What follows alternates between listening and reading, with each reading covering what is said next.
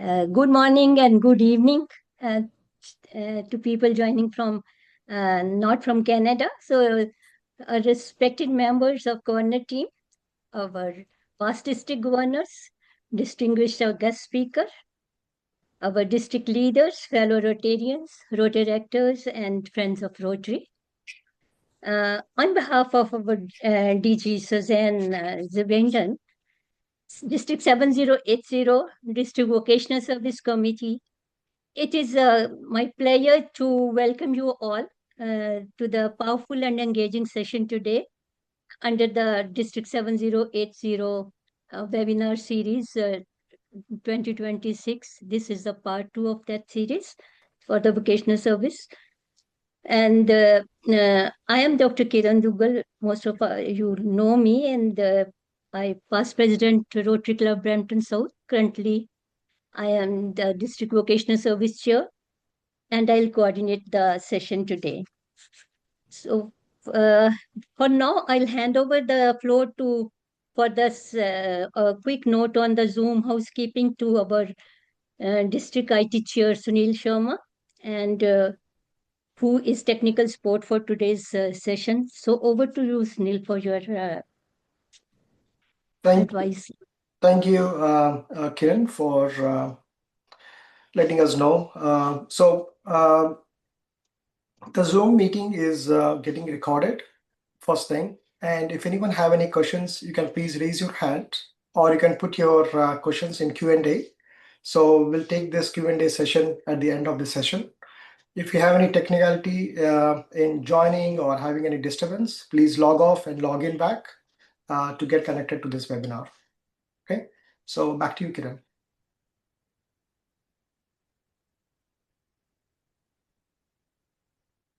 So moving on to the session, the vocation, the word originally meant a calling, inner or divine voice inviting to serve for a purpose. And over that time, it came to describe our professions, occupation, or work. And in today's world, from a broader perspective, it includes our professions, our business, our skills, and our values that we learn through gain through our life experience. And when we are good at what we are good at, and what we do give to others, and what brings a meaning to our life, all these three come into a balance, giving us a sense of fulfillment or internal happiness. And that space, the Japanese call it ikigai, and the Greek called it eudaimonia, and in Rotary we call it vocational service. Actually, the vocational services application of our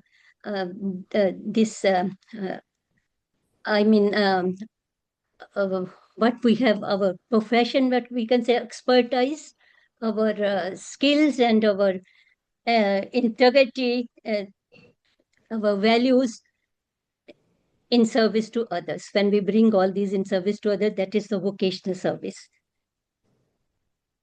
And in his must-read January message, the Rotary International President Francesco Rizzo reminds us that this January is the month which we celebrate to empower celebrate to the power of bringing together the people with the unique skills and to do good to the world. And he also reminds that we need to let integrity guide us for everything what we do. So regarding this, he was referring to a project or let's say program which is undertaken by the Rotarians, the Rotary Club of Carmel in California for the youth. So let us say that as Rotarians, we don't leave our professions at door when we go for service. Rather, these are the very tools which make our Rotary Foundation projects ethical, uh, sustainable, and impactful. So today's webinar, From Profession to Purpose, that unlocking the power of vocational service in strengthening the Rotary Foundation projects, is just not about the professions or projects or grants. It is about alignment of our professional integrity and the Rotary's promise to the communities about moving from a good work to a meaningful work. And to guide us through this journey today, we are honored to be joined by a Rotary leader whose Rotary journey exemplifies purposeful service. It is now my privilege to invite our worthy District Governor Suzanne Jazavendan for a formal welcome and to introduce formally our guest speaker. Over to you, TG Suzanne. Thank you very much, Dr. Kiran, for those opening remarks. And it is truly a pleasure to welcome Dr. Geeta Manek as our guest speaker to this second vocational service webinar during the Vocational Service Month. To let our guests not wait any longer to hear from our guest, I will give you a brief introduction. Rotary Foundation trustee Geeta Manek served as trustee of the Rotary Foundation from 2020 until 2024. A third-generation Kenyan and business graduate from the United Kingdom, she has been a Rotarian since 1997, and Dr. Geeta has held several senior leadership roles within Rotary, including district governor, chair of multiple Rotary Foundation committees, and Rotary International President's personal representative to many countries. She is deeply passionate about advancing education, empowering women, and humanitarian service. And Dr. Geeta has worked closely with governments and global organizations, including the Ministry of Education in Kenya, the United Nations, and the Global Partnership for Education. In recognition of her outstanding service, she has received Rotary International's Service Above Self Award, an honorary doctorate of humanities, and Kenya's prestigious presidential commendation. With no further ado, I will hand it over to Dr. Geeta Manek, our distinguished guest. Thank you very much. Thank you, District Governor Suzanne. Thank you, Kiran, and thank you, friends and family of Rotary. Good morning, District 7080. Really a pleasure to be with all of you today. And I feel privileged to be part of your district today. I'd like to speak about what I have been asked to speak about is about vocational service, January being the vocational service month for Rotary. This is something that is really sits at the very heart of who we are as Rotarians. Yet, vocational service is so underutilized in our projects. Vocational service is one of the pillars, the service avenues of our service. No aspect of Rotary is more closely related to each of us than as a personal commitment to profession. Our professions are so interlinked with what we do. The object of Rotary, the 4-way test, these are all emphasizing, how strongly the vocational service is connected to what we do. Rotary was founded by professionals, people who believed that doing good in the world starts with doing our work with integrity, with excellence, and with service in mind. Vocational service is not an add-on to Rotary. It's a core pillar, and when applied intentionally, it becomes one of the strongest drivers of sustainability, of credibility, of trust, of long-term impact, especially in Rotary Foundation supported projects. So today, let us try to explore how we can move from good intentions to great outcomes by integrating our professional expertise into Rotary initiatives. And friends, I'm not an expert in this subject. I'm going to just share my perspective. So vocational service is often misunderstood as simply giving a job talk at our clubs or offering career guidance. But in reality, I believe that it is really very powerful. Vocational service, to me at least, means that firstly, we can apply our professional skills, our ethics, and our experience when we are serving communities. Secondly, it would strengthen our projects, our own technical competency, our accountability will strengthen whatever project we are doing in our communities. Another aspect of vocational service, what it really means is, I would say, building capacity rather than building dependency.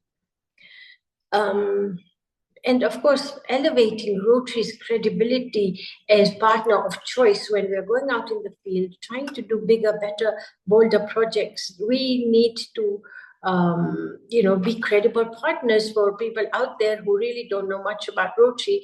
And so choice of partners will really be good when we are elevating our own credibility through our professions. So in today's very complex world, health systems, water infrastructure, education reform, digital inclusion, goodwill alone is not enough.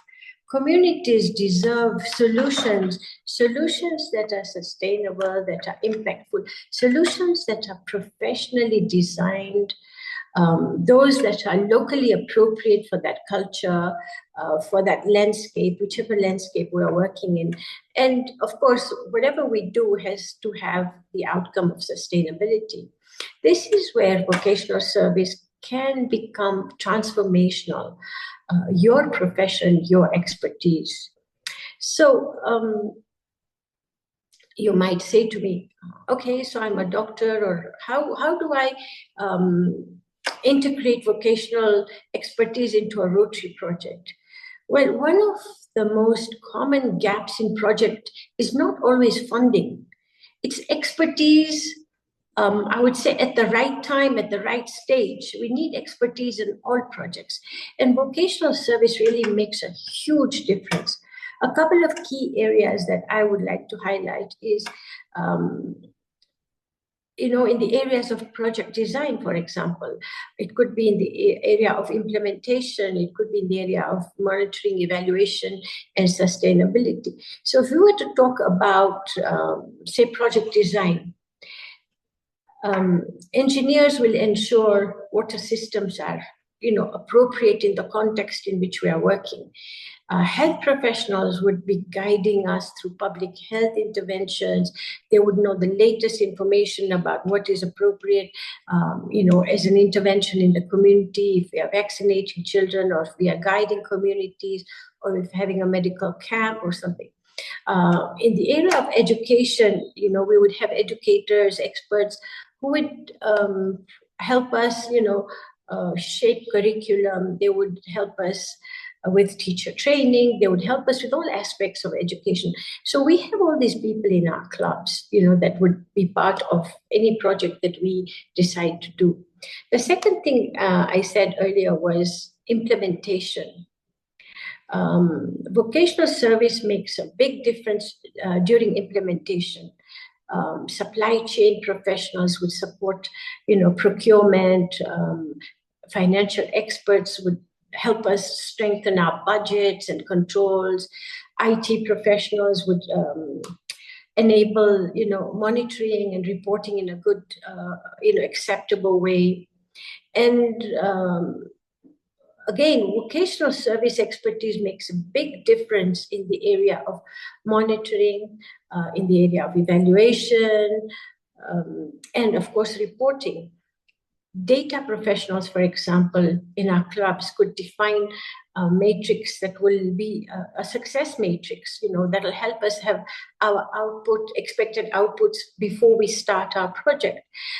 Environmental experts would, assess the long-term impact of our intervention in the community. People who are experts in governance, professionals, they would build local ownership structures for us, understand what's going on. So the key insight, I would say, is a Rotary project becomes sustainable not only when the money lasts, but when knowledge stays in the community, because we're not always going to be, as Rotarians, part of the community, living in that community. We'll have an intervention and we'll move on to another project. So when your knowledge lasts, it is really something that's sustainable because you've imparted the knowledge to the local community. You might say, how do we link vocational skills with Rotary Foundation priorities? By that, I mean the 7 areas of focus. The Rotary Foundation provides us with an extraordinary framework, the 7 areas of focus through which each one is a natural, I would say, home for vocational expertise. The strongest examples, I would say, is the areas, some of which I've worked in, and I found the expertise in my club or in my district really helped us save costs, stopped us from tripping up and making mistakes. One of the examples is disease prevention and treatment. Professionals who engage with these projects will give us long-lasting impact, sustainability, and they will impact their knowledge to the community and to us, their friends in the club, doctors, nurses, epidemiologists, lab technicians, biomedical engineers. Any of these professions would help when we are having an intervention with disease prevention and treatment. The same thing I would say would go for water, sanitation, and hygiene. Like we have a lot of water interventions. We have partners from overseas. They come to our continent. They want to make sure that clean, safe water is delivered to communities.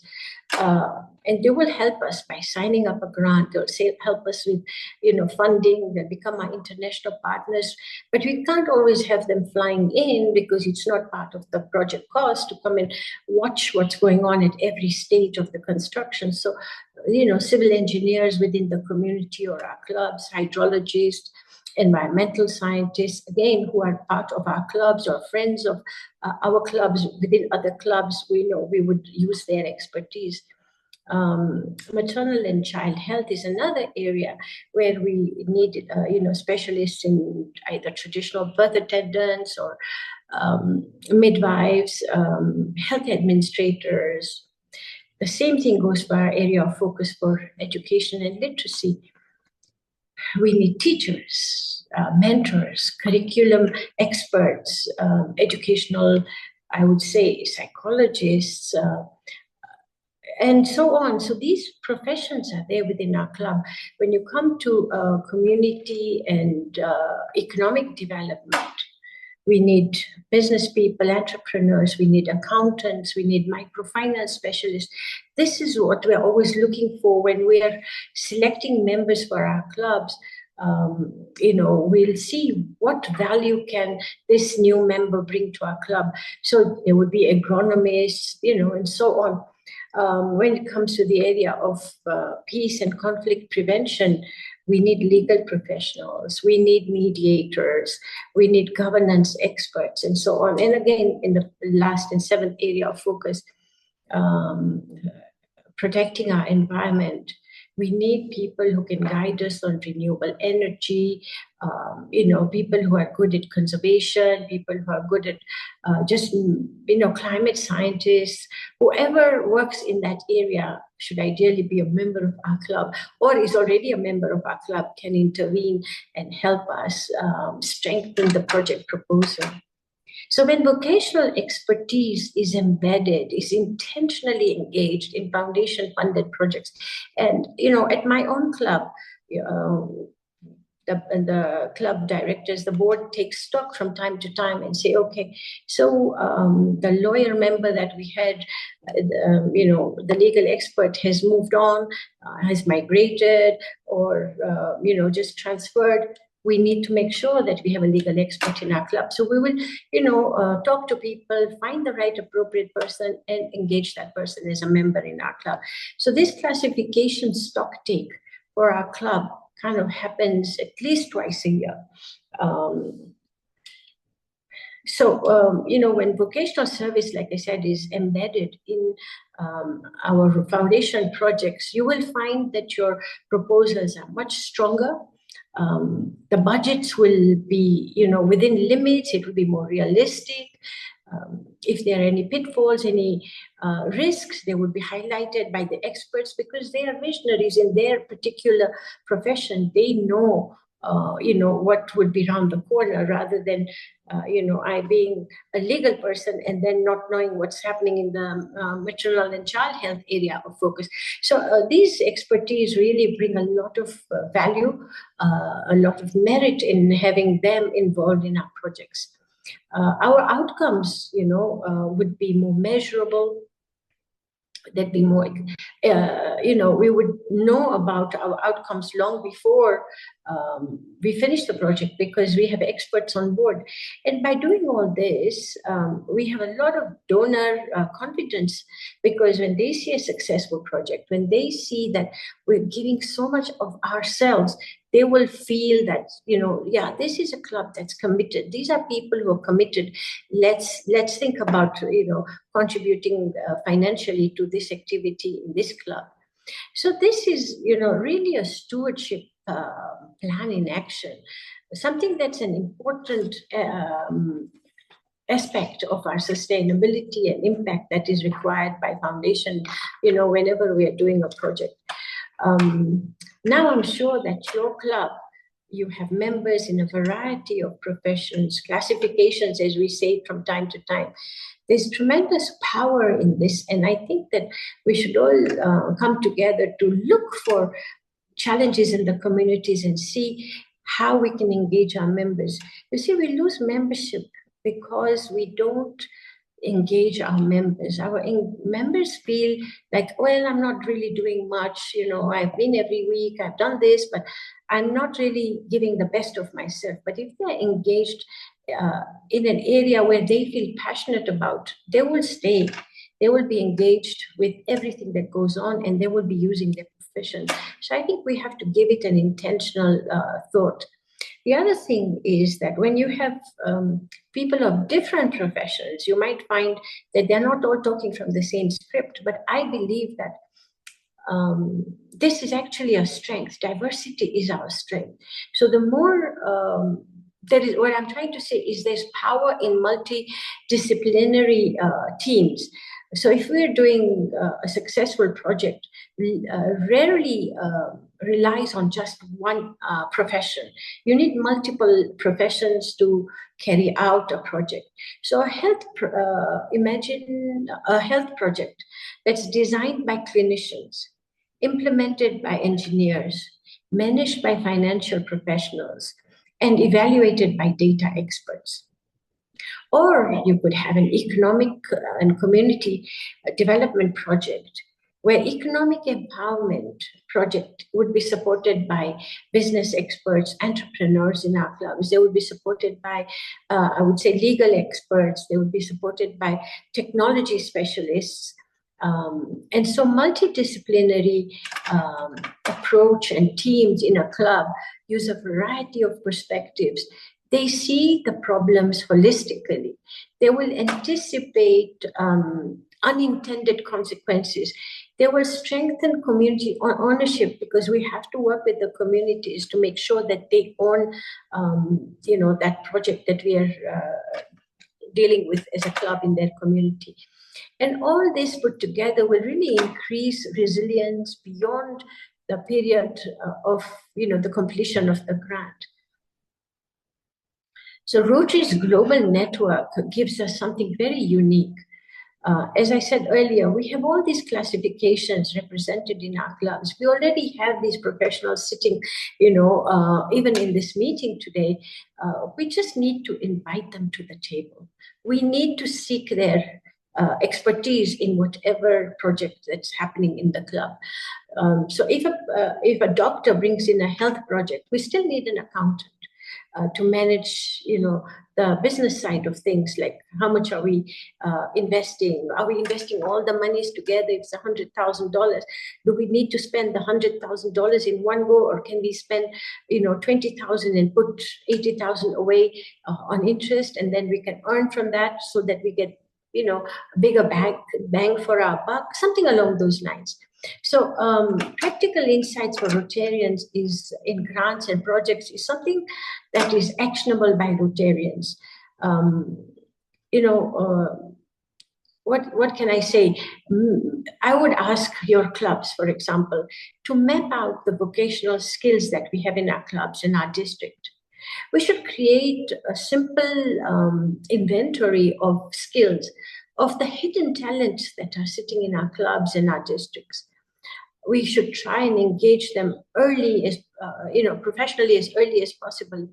Bring their vocation, their vocational expertise in at a concept, stage when we are designing the concept of the project.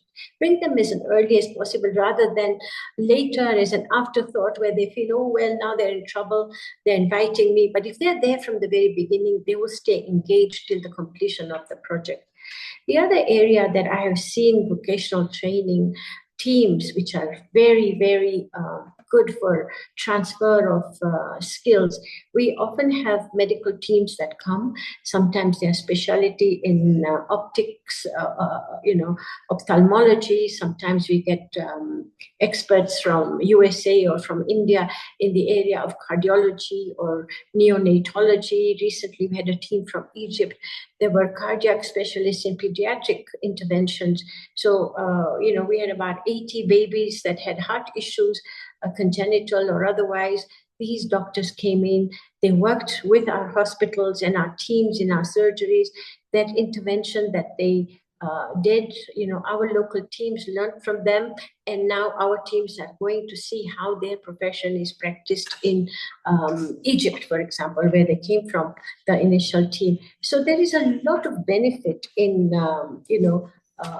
vocational service being at the forefront of whatever we do. The other thing we could do is to partner with local professions. They don't normally necessarily have to be members of our club, but they are members of the community. We can involve them, because if there's ownership, local expertise, there will be a lot of respect. There will be a lot of empowerment amongst the non-Rotarians in our community, thinking, oh, well, they've sought advice from this engineer or this doctor or this expert, and, we will end up building bridges with them, engaging with the community in a way that they will be more curious and interested about what we do as volunteers. And what clubs must also do is to recognize members. We recognize members who give financial contributions, but we must also recognize members who have used their professions to enhance the work of Rotary, recognize vocational contribution as service, because it's time, it's their talent, it's their treasure, it's their vocation that they're giving, their expertise, whether it is to mentor somebody or whatever intervention they're doing, they are as valuable as the financial contributions that members make. So I wonder if those listening in today have already begun to think about what can we do to engage all our members? So let me share a thought. Rotary does not ask us to leave our professions at the door when we enter our club meetings. Rotary does not ask us to leave our profession when we enter any form of service. It, in fact, invites us to bring the very best of who we are as doctors, as florists, engineers, health experts into communities to serve. They want us to bring our professions. We can change lives together, systems, and we can, have better outcomes. Vocational service is not the past of Rotary. What it used to be, 4 men got together, they started a club, and it is the future of sustainable projects and sustainable impact that we're always striving to do. This year, President Francesco has asked us to unite for good. When we come together, we have better impact. This call to action means working together, really, incorporating all activities in what we do will strengthen whatever project that we are in. And our President-elect, Dinka Babalola, has asked us to create lasting impact.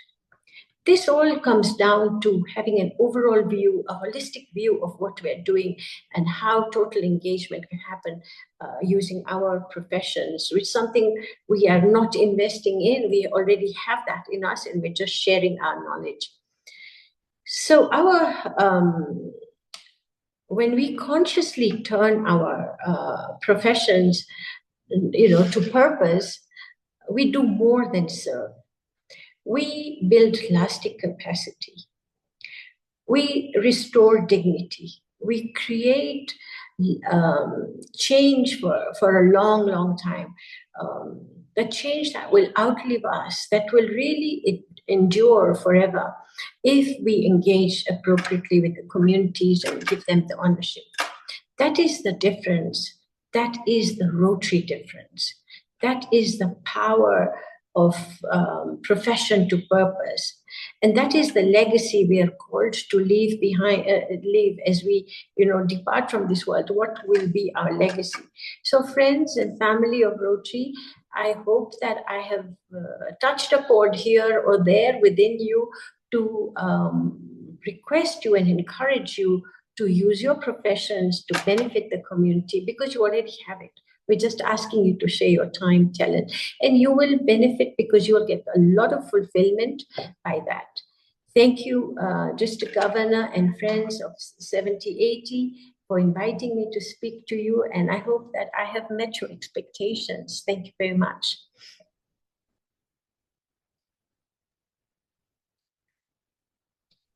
Thank you very much, Dr. Geeta. I'll pass it directly over to Dr. Kiran for some question and answer. Yeah, thank you so much, Dr. Geeta, for these insightful and thought-provoking presentation. You have given us a common thread, which we need to know that every one of us, we are part of this, with our expertise, we can be a participant into that. And yes, this is a time for the question answers. And do we see some question answers? No. So we can take the questions from audience. You can raise your hands if you have questions, please. And Snil will unmute you and get your question. Yeah, we have Badr on the line. Badr, you can unmute yourself. So Badr Shamim is from Rotary Club Brampton. So please go ahead, Badr, with your question. Thank you, Dr. Kiran. Dr. Geeta, that was an excellent presentation. Thank you for joining us and sharing your thoughts. By profession, I have practiced investment advice as a business over the last 26 years and had an opportunity to see firsthand the impact capital markets play in helping small to medium-sized businesses scale up here in Canada, as well as in our neighboring US. Any thoughts in terms of how capital market stakeholders in Canada can work with capital market stakeholders in your native country and other countries to do the same in partnership with Rotary? Yes, I'm sure. Of course, your markets are very sophisticated and very elaborate. Ours are very simple. And there is always that gap between too much knowledge and not sufficient knowledge. So I think that I would encourage you to, I could introduce you, but also there are so many ways we could get you together with people who are working in the markets here and yourselves out there. First meeting would be just introductory, then you would build a bond. You would want to make sure that you are aligned in your thinking, and it'll just take on another paradigm altogether, because there is so much that can be done. Your markets, I mean, we talk to our experts maybe once a week, twice a week, where you guys are talking to your clients on an hourly basis, where to invest, how to invest, what not to do, what to do. Ours are not so vibrant. And yet there are big amounts of monies that change hand. So yes, there is a lot of potential. We have a lot of outside companies, especially from places like Dubai and places like Mauritius, people from India. They're all investing here in bringing their expertise here to work locally, to see how they can upgrade the skills of the local people, but even as a benefit for themselves as their company expands. This is one of their frontiers. All of Africa is, but Kenya is a little more sophisticated in capital markets than other African countries. So yes, there's a lot of potential, and if you drop me an email, I will try and get you in touch with a couple of people. You can explore possibilities and see where it takes you.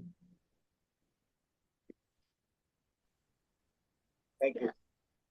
We have Sunil, you are going at no, we have Uche, DG Uche online.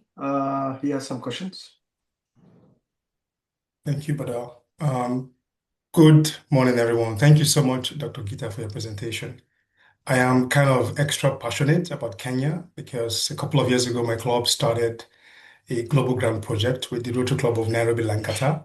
And I visited once to actually check out the project. So I know it's a very impactful project. Thank you very much. I like the fact that you're speaking about this because over time, from my experience, I noticed that not too many Rotarians, not too many clubs, not too many districts relate on the basis of vocation amongst Rotarians. Oftentimes, we just flat out Rotary as a service organization, and that's exactly all it is. But I believe that we can actually achieve a whole lot more if we begin to put our vocations in front of us. Take, for example, global grants. How many clubs or districts actually use the cadre of technical advisors to write their global grants, right? Imagine how successful we will be and how speedy project will be executed if those people are actually brought on board. For the most part, people think they are just there to support the foundation, to supervise projects. But I know that they are there to actually support clubs, Rotarians, writing those projects. So I thank you very much for bringing that out. And if you also look at the themes for this year and for next year, Unite for Good is basically asking Rotarians to work together collaboratively. And Babalola have said, once we work collaboratively now, for next Rotary year, we just have to ensure that we, make sure it creates a lasting impact. So I guess my question would be, how would you effectively suggest that clubs begin to be conscious of, on the one hand, the use of in-house professionals like the cadre of technical advisors, or actually bring members on board professionally for anything they want to do, even something as little as organizing meetings. You have club members, or at least members in a district, that are professionals that could suggest how best to go about it. So how do we begin to really make use of that consciously, okay, without thinking that, maybe it's not wrong, you're trying to project anybody's profession, but taking advantage because Rotary is actually asking us to do just that. Thank you, Ushe. There was a time a few years ago, I can't remember whether it was 20 or maybe 30 years ago, when you were required to have only one person of one profession in your club. If you had one lawyer, then you could not get another lawyer. If you had one engineer, you would not get another engineer. Then within these professions, there are different specialities. You have conveyancing, you have family law, you have criminal law, and so we started bringing in different aspects of the lawyers in our clubs. And we consciously went out to say we didn't have a lawyer or we didn't have a doctor, we would do that. I think clubs have become very complacent over time, and they, especially in the Northern Hemisphere, having traveled so much with the Rotary Foundation, I've seen the difference between young and up and coming Rotary clubs, say on our continent or in Southeast Asia, compared to Europe, America, Canada, where you find, well, we'll just go have a drink, we'll meet a few friends, we'll do a little bit of good, we'll write a check, and then we'll go home. Whereas here, I find the young people are really serious about, and there's a big difference in age. In our clubs in Africa, for example, even the involvement of women, we are 50% ratio, where the world ratio of women in Rotary is 22-24%.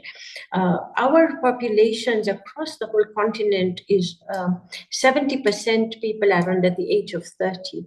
Average age of Rotarian in our clubs is between 40 and 50 on the entire continent. So their thinking is different. They want to not inherit the mess we elders have created, and they want to improve. So they are looking for expertise. So clubs that I visit now, even within my country, you will find they're looking for certain professions, and they'll say things like, do you know a midwife? Do you know we can introduce, can we invite so-and-so to our club? Can you make us, help us make a contact with somebody in this profession or that profession? So there is an intentional effort. Clubs need to take stock of their assets. Their biggest asset is their members. And their members, if they don't feel involved, they don't feel engaged, they will get bored and they'll go away. They don't see a value proposition.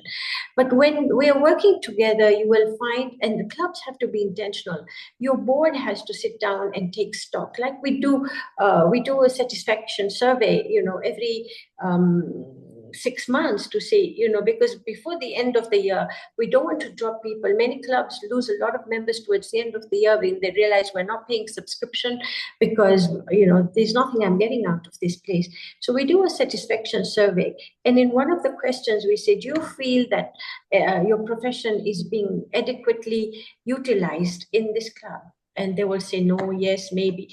And so we take action on the answers that we receive from our members, because it's a members club. It's not the club for the board of directors and the president.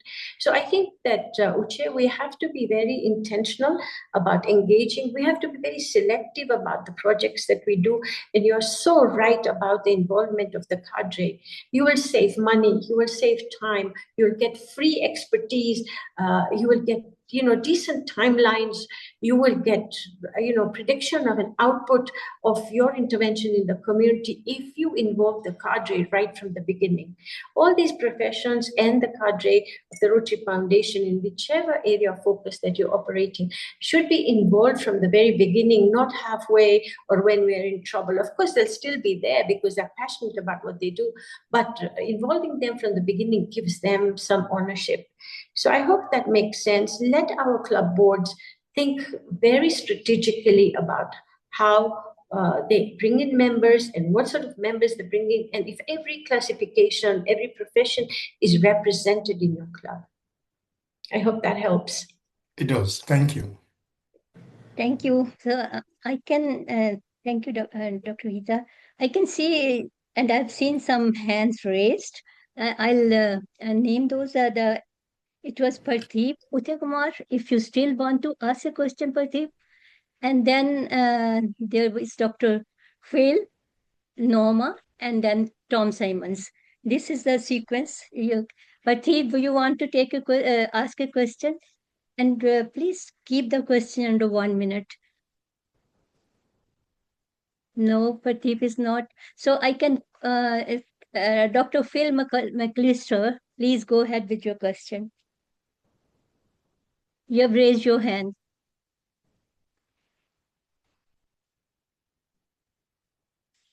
Dr. Phil?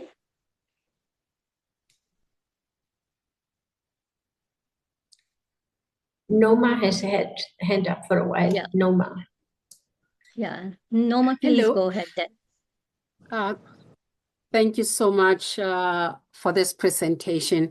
I actually wasn't sure what it was going to be and so on. And it's so sort of impactful in terms of what I do. I'm involved with, a lot with global grants, and I have led several global grants. And one of the things that I've just sort of noticed that maybe I was not that I was ignoring or I was intentionally not being done is just because I did not realize actually how good that would be if I took that. I always more looked at the organizations, even though they're outside of Rotary, the organizations that could support the project and so on, sort of non-governmental organization or non-profit, whether here in Canada or the country that we are doing a global grant. One of the things that I really appreciate that you brought forward, it's about actually even looking at individuals. And I live in a city in Guelph that is very well known for agriculture and veterinary medicine and so on. And I have passion for economic development that relate to agriculture. And I did not think about actually using the experts in Guelph to be able sort of to go there or even to look at the proposal, sort of to dig holes, find holes in it, and sort of and so on. So I do really appreciate bringing that forward because we have a lot of expertise in the city of Guelph, anything related to agriculture, as well as the Ministry of Agriculture and Agriculture Canada. The headquarters are right here in my city. And I just never thought of, hey, you know what? Why don't I go and talk to them about it? So I just want to really thank you. It gives them such a sense of importance when they're consulted. Yes. They will, if they feel passionate about what they're doing and curious about what you're doing, you will Yes. probably end up having an extra member in your club. This is what we did a couple of months ago. We were at an event for polio, and one of the gentlemen who was at the event was a Kenyan, but based in Geneva, in Switzerland. And we were talking about polio. He's a polio expert and everything, but we never realized that, he would even think about joining Rotary. So we said to him that you're from Kenya, we're in Kenya. What do you need for Rotary to do in Kenya for in the area of polio? And he says, well, I'm going to be coming there in November. Can we work on this particular aspect with the Ministry of Health? So we said, yeah, you organize the meeting because government officials are not always on time. They keep you waiting. We don't want to waste time. So you organize everything and we will come. So we organized, we are now applying for a grant within the month even December, we started the application to build a plant for supplying nitrogen to the government laboratory so that vaccines and all the medicines for different aspects of the Ministry of Health that works in will be stored, because nitrogen is something that is needed. We all produce oxygen for hospitals and stuff, but nitrogen, there's a shortage. Now, this man, who also is based in Geneva, but now is a member of my Rotary Club, and he's overseeing speeding up processes because he knows the ins and outs. He will give us 3 or 4 manufacturers that we will engage with when we are taking quotations. So I think that when we ask somebody for help, they actually feel very important and they want to share their passion. So I think that I'm happy that you found little value in what I had to say, and knock on this person's door and involve them, engage them, and you will find that you will make friendships. Even if they don't join Rotary, they will give their expertise to Rotary. Thank you. Thank you. So next, I see a hand raised by Tom Simons. Tom, you please. Yeah, can you hear me all right? Yes. Yes. Okay, good. Yeah. Just a couple of observations. I certainly do endorse what you're saying. A couple of examples, though, that how things actually can evolve from this. I was once a member of a club in the east coast of Canada, and that club embraced the whole idea of skills inventory, resources, whatnot, and that was very good. One of the surprising aspects of that, though, just as a sub item, is one of the fellows who was the Rotary member was also a mortician. So, of course, we didn't really think we'd have much use for a mortician until we discovered, he also had a bus, the license to drive a bus, a passenger bus. And that came in handy when the club decided to provide the logistics for one of the Canadian Special Olympics, Winter Olympics in town.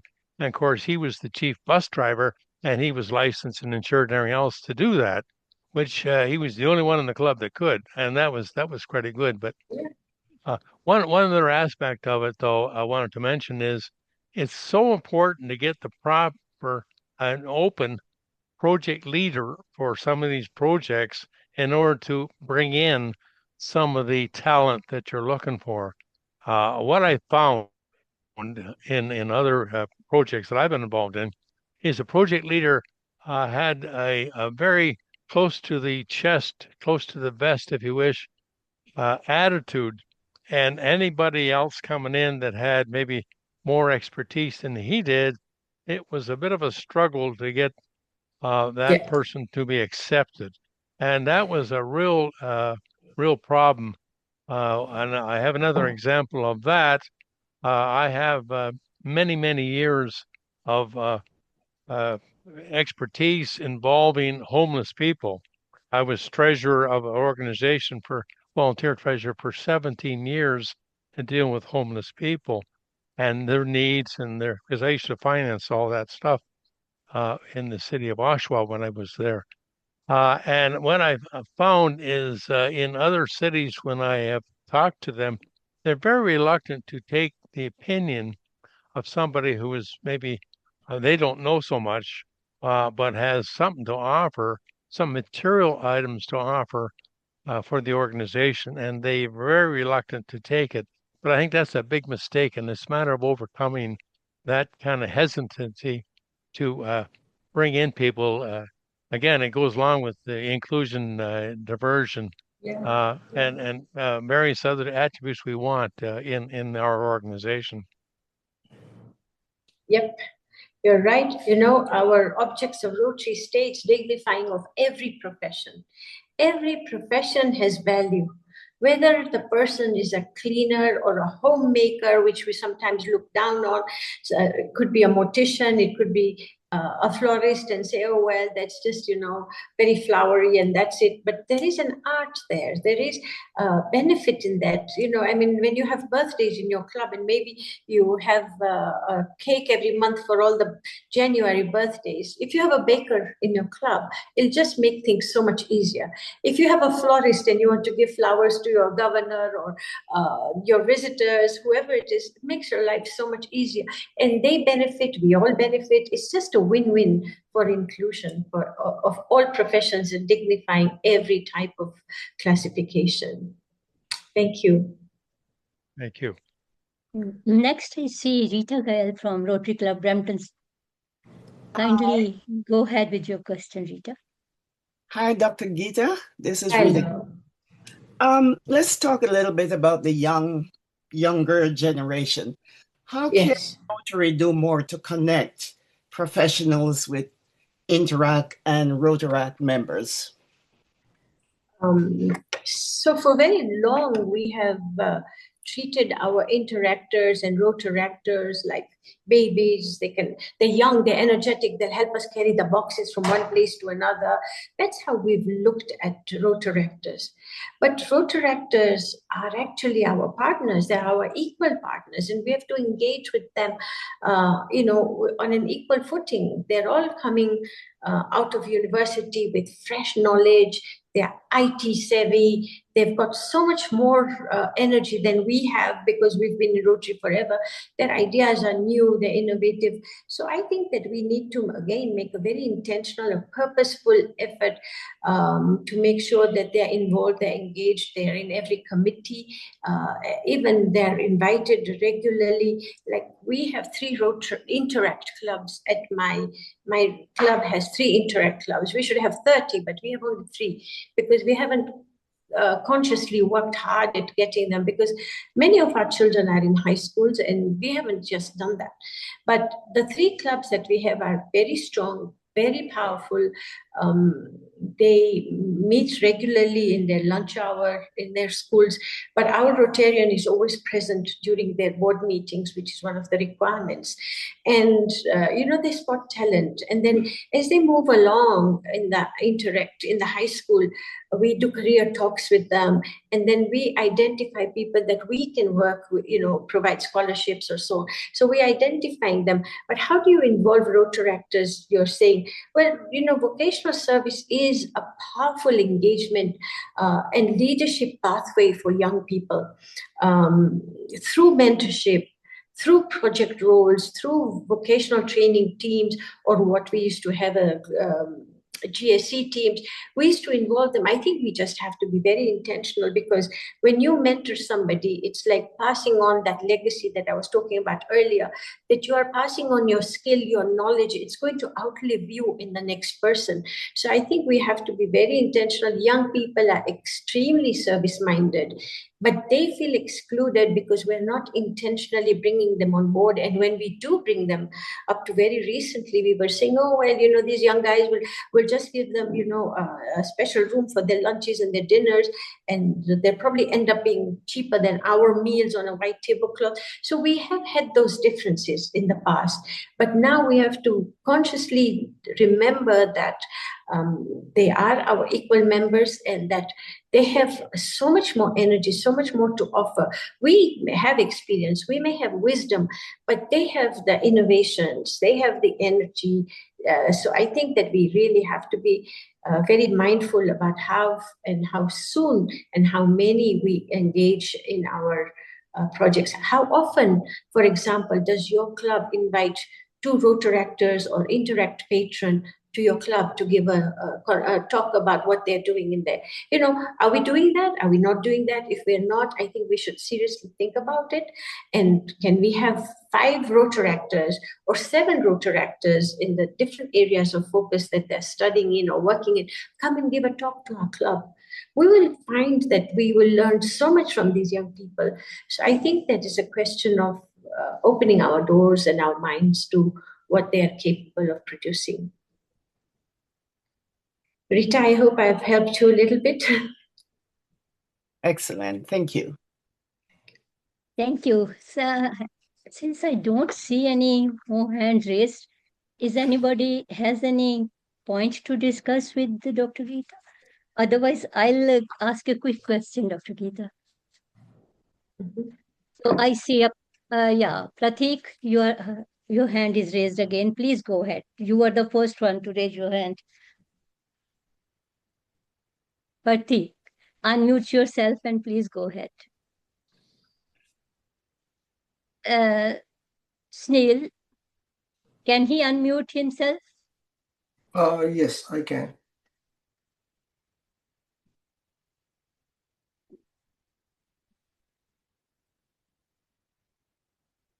Hi there. I wasn't sure if you were referring to me. I do apologize. Can you hear me? Yeah, sure. Hello? Yes, Pradeep, we Yes, can hear we can you. all hear you. Yeah. Hello? We can hear you, Pratik. Please Yeah, go we ahead. can hear.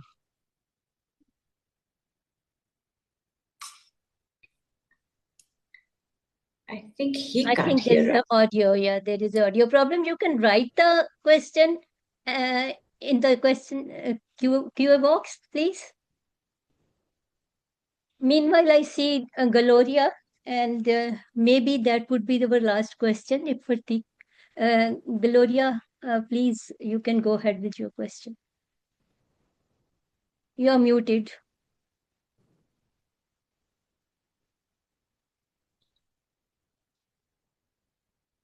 Please unmute yourself, or Snil, can you unmute Gloria? I did unmute her.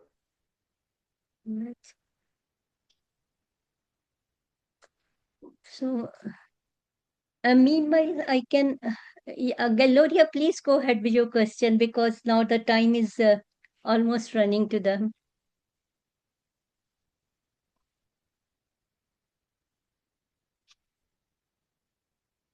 Can you hear me, please, Gloria? I'm sorry, I don't have a question. What's your, is it Noma's hand then? Yeah, there are two hands raised, Noma and Yeah, I think you are there for, Yeah, maybe by mistake, they already have questions asked. Yeah. Yeah. It's not really a question. I just want to share this with everyone here about the young members and so on. This was Yeah. an advice from my daughter. And my daughter once was a Rotarian. And being the youngest, she was expected to do so much, anything to do with. Hello, can you hear me? Or is it Yes, we can hear Oh, you. okay. But, Anyway, you can keep your, keep it. what she said was that if Rotary, when they kind of get this young generation in their 20s and 30s and early 40s, she's in her early 40s, she said if the club can make sure that people have a 1 hour a week that they support a committee, and this is done. Okay, and then she said that a lot of people would be able to do that, not to be expecting somebody 35 or 40 to be spending 10 hours a week on Rotary projects. And this will be an easier way of easing them in, support this the committee. They want this done because of the knowledge of technology that's just so much more efficient than us, some of us who are much older. And they can do a lot in 1 hour. And I said, if we do that, they will stay. Just wanted to share that with you. Yeah, it's true. Thank you, Norma.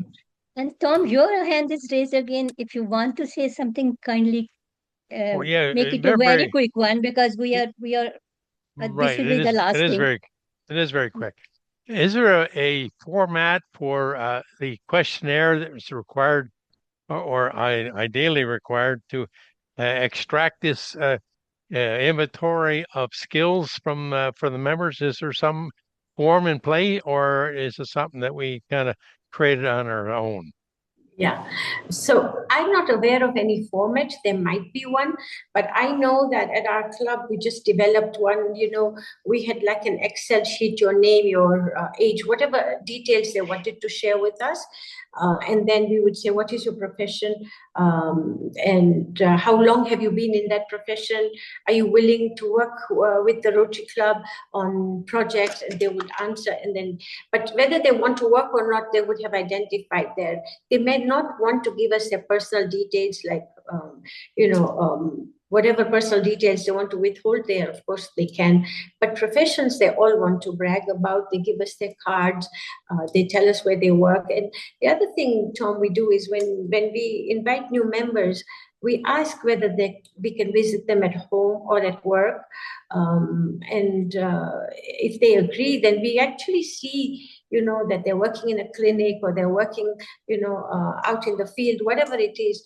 So it brings us more closer to their profession also. So we visit them wherever they are working, if they allow us to. Yeah, that sounds real good. Yeah, thanks very much. Thank you, Simon. Thank you for that thoughtful question.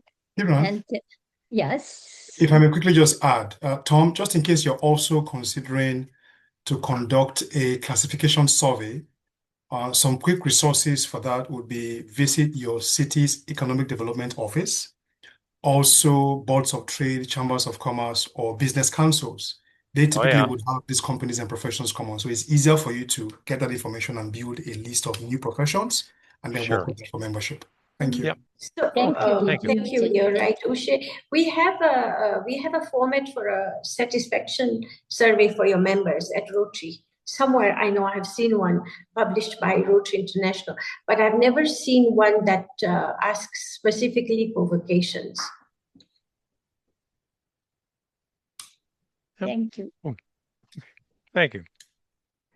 So thank you very much. And all these questions and this discussion, and that reflects the depth of commitment and the thought within our district Rotarians. And thank you so very much, Dr. Geeta, for engaging so generously with the questions and for the clarity you have brought to the vocational service in action. And today's conversation reminds us all that the vocational service is not a add-on to the Rotary. Like you already said, that it's integral to the spirit of Rotary.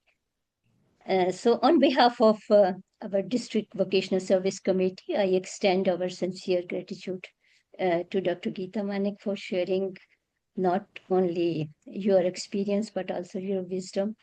And now I invite our worthy district governor to offer a her closing remarks, and the formal vote of thanks to the audience.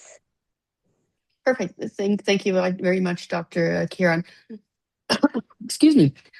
First of all, Dr. Geeta, thank you very much for agreeing to be our guest speaker at this very informative webinar. I have gotten some more ideas on how we can better include vocational service in our district, and I'm grateful to a wonderful vocational service committee that has undertaken these webinars and invited guests to get the vocational service out to a broader number of members. Thank you very much, everyone who came as an attendee to this webinar. Thank you for the interesting and thoughtful questions that you had for Dr. Geeta. And I'm sure we could go on for quite some time with more questions, more answers. So maybe we can do something similar again in the future. And I wanted to thank also finally Dr. Kiran for organizing this, for inviting Dr. Geeta. And thank you also to Assistant Governor Sunil for his support with the IT department here. Thank you, everyone, again, for everything you do for Rotary and for vocational service.